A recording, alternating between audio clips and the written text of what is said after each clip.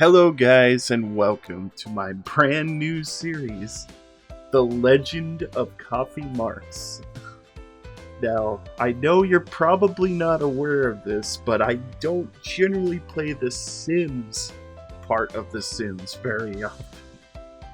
I mostly build, and when I do play The Sims, I tend to cheat my needs or I don't know, become a vampire, whatever, and then after a certain point I just get really, really bored. This is not that playthrough. In this playthrough, there's going to be a very specific rule set that I'm going to follow. My own personal rule set, which we will talk about more in next episode. This episode is going to be dedicated to the speed build of my initial family home.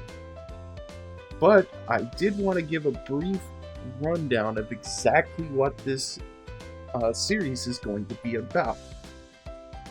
In this series, I'm going to take this sim here, I guess you'd call him my sim self, Coffee Marx, and I'm going to take him all the way from a toddler to an adult, and I have to max all his skills and aspirations, at which point, if the series is popular enough, I will pass it down to my child or grandchild, depending on, however long it takes.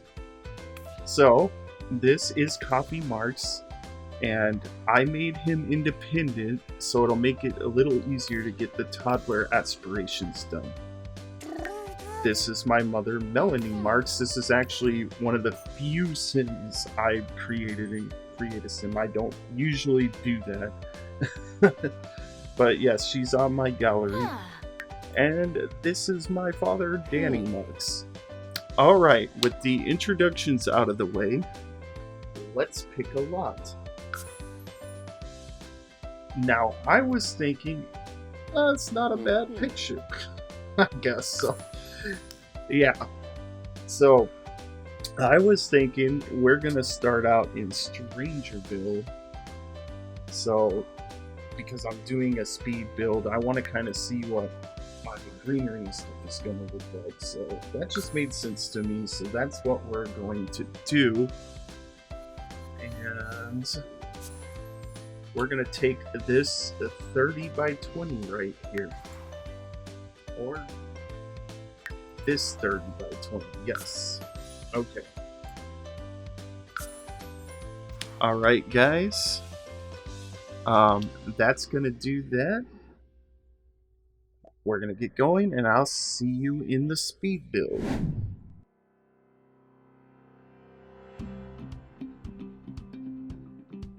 Okay, guys, so this is kind of an interesting build for me. It's been a long time since I built a Victorian, at least a few years here. But that is the theme in Strangerville, is Victorian, so I was like, if I build a modern, this ain't gonna really fit, or if I build like a contemporary or traditional, it's just not gonna work. So I was like, we'll keep with the theme. And it took me a few attempts to really lay it out. A 30 by 20 can be a little bit small to lay out such an intricate home. As you'll see, as the speed build progresses, I I did have a little bit of trouble laying out the floor plan. I had to try a few different things. They edited a lot of stuff out, cut out all the fluff. As you can see, we're kind of jumping all over the place here, but I wanted to condense it so that the video's easier to consume. Plus, it can be kind of difficult to figure out how to ramble for 20 to 25 minutes. I mean, let's be honest. So this just makes it a little bit easier. Yeah, one of the things that I had some really difficult issues with was laying out the stairs, which you didn't really get to see too much of because I cut a lot of it out, but just couldn't get them in where I wanted them because there isn't enough floor space. So if I wanted the rooms to lay out right, it had to be done a certain way. And eventually, because the size of the kitchen was so small, I had to go with a one wide stair, like one square wide stair, which I don't usually do because I'm not a huge fan of that. To me, it feels like I'd be like squishing in my shoulders everywhere I go. So I always try to go at least two wide, but in this case, there just wasn't enough room. But in the end, I think we made everything work, which I was pretty happy with. I love that we got this big bay window right here in the kitchen. That's nice. The only thing I wish is that my kitchen could be a little larger than it is. To me, it feels a little small. And that can be a bit of an issue, I suppose, but again, it's a small family home. There's only, 2 adults and 1 child living here, so it doesn't need to be like overly big. So I think the challenge of working a family home into a space like this was actually quite fun. And I think the only reason it was as challenging as it was is I placed so many windows. But we got it to work. And I'm excited because that means here soon we'll actually be able to start the playthrough. Which is going to be interesting. Again, I don't play The Sims very often, and I'm thinking because I'm doing it for you guys to entertain, it should be a lot more fun for me as well. And hopefully it will go over well so we can continue it. And that doesn't mean, of course, that I will stop doing my usual builds and things like that. It's just, this will be fun.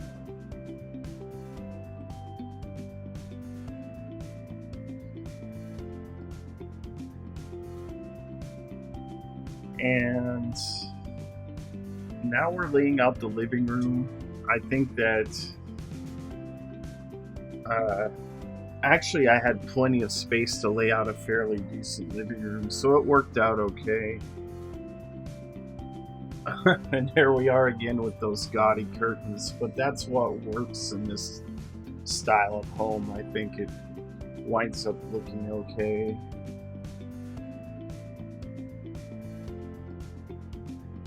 And then we laid a chess table here in this corner, which was quite nice. I would have preferred to have more space to, like, I guess put a piano or something like that. Would have been okay. And I had even thought about adding basement space, but in the end I was like, that's just too much. Because I'd have had to figure out how to get the stairs in there without cutting into the floor plan. Plus it's extra space that technically we don't really need. And if you need to go to the gym, I guess you can actually go to the gym. If you need go to the pool, you can actually go to the pool. So those things are luxuries, and I think in The Sims it's easy to forget that because you can literally give everyone a pool. But that's not very realistic. Most homes don't have pools, and most people don't have the money to build them. So realistically, it's much more likely you won't have one. It's also much more likely you won't have a full gym in your house with everything you could possibly need. So sometimes it's nice to get back to a little bit of, I guess, realism.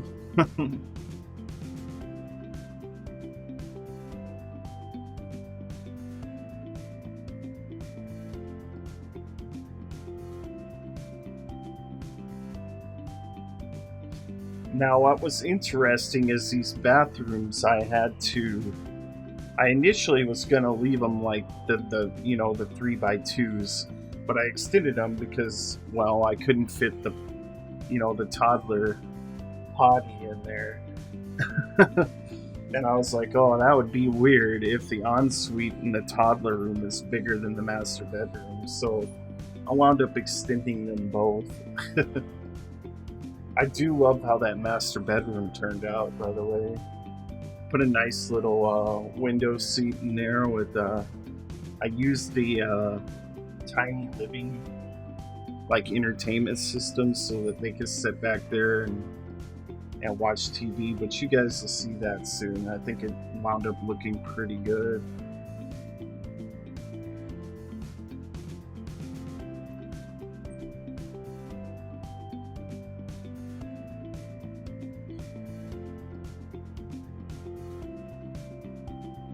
Now I'm just kind of filling in the little knickknacks and whatnot. Plus I felt the kids' room did look a little bare, so I thought I'd add a few things to it to kind of liven it up. But I figured I wanted to, just get the things that I needed for now. As I age up into a child, I'll probably add like a whole bunch more stuff, because the kids in The Sims, to do the aspirations, I'm gonna need like the science table and the crafting table, probably even a dollhouse. All that stuff has got to fit in that room somehow. So it should be fairly entertaining to figure out how I'm gonna pull that one off with such a small space. But I'm sure I'll get it done.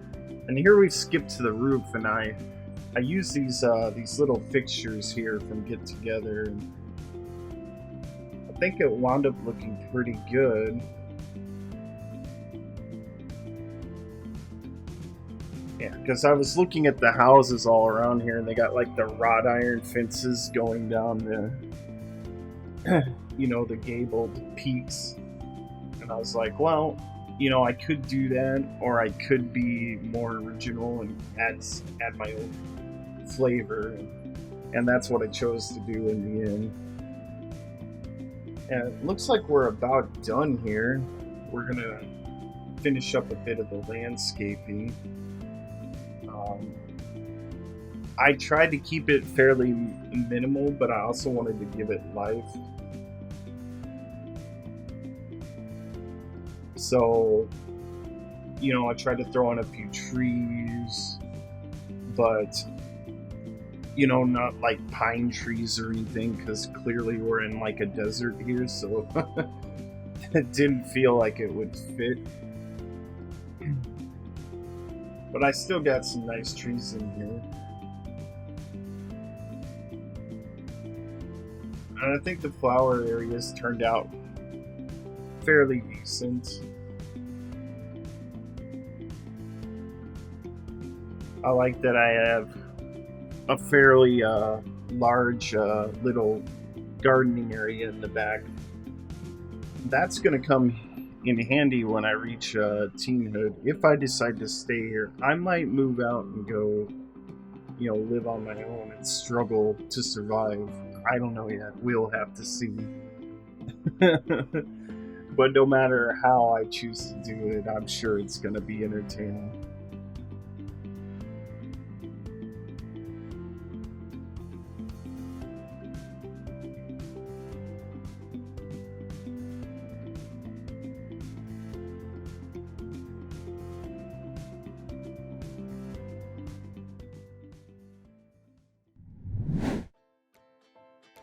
Okay guys, that's the speed build done.